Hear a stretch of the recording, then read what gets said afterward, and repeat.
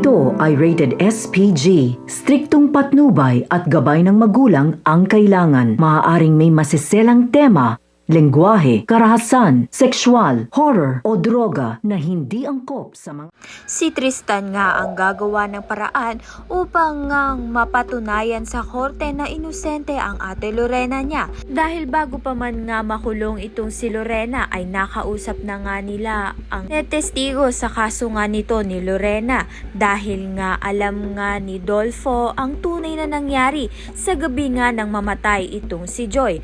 At ang sabi nga nito ni Dolfo na hindi nga si Lorena o si Carol ang nakita niyang pumaslang kay Joy at nasa etap nga lang daw itong si Lorena.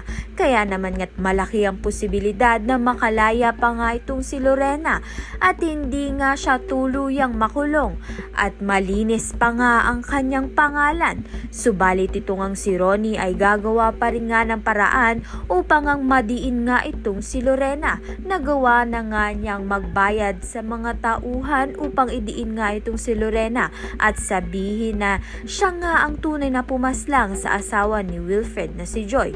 Subalit sino nga ba ang papanigan ng korte? Kaya naman nga't yan at iba pa ang dapat nating pakaabangan. Maraming salamat sa iyong panonood.